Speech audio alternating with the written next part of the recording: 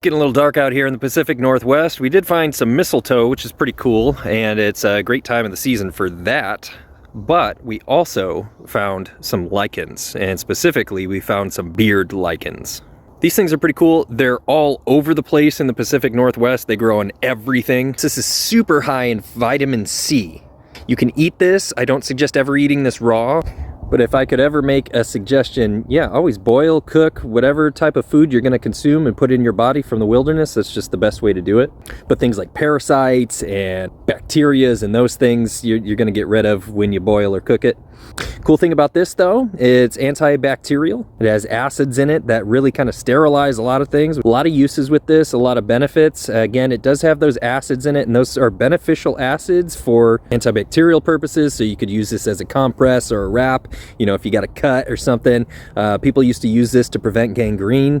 Multi-use, multi-purpose. You could grind this into flour when it's dry. You can use this as fire starter. I've seen people do that. It doesn't work so well in the Pacific Northwest because it's like a giant rainforest and these things tend to absorb moisture. But this is great in times of need and for survival. This also makes a great tea, and that's usually what I would use this for. This really is a great find, easy one to identify, a great beginner forager item.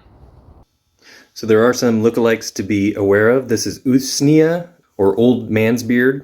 And this is a lichen, so it's an algae combined with a fungus. One lookalike is Spanish moss, and that one's actually a plant. And it's a hanging plant. This one grows off of branches, so this one's easy to distinguish. It also has a central vein with a bunch of little tangles hanging off of it. Spanish moss is pretty uniform.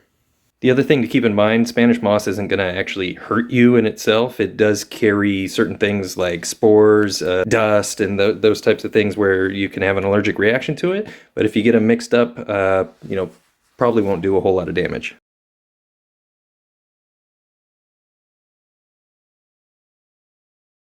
Antiviral in a sense. It's antifungal, antibacterial. One of the best cold medicines around.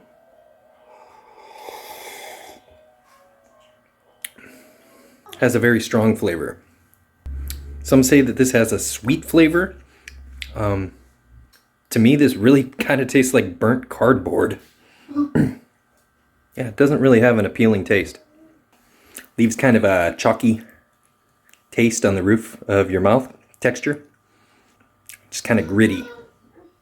Supposed to help with fever reduction, and it's full of vitamin C. If you can get past the aftertaste and the taste, this stuff is great.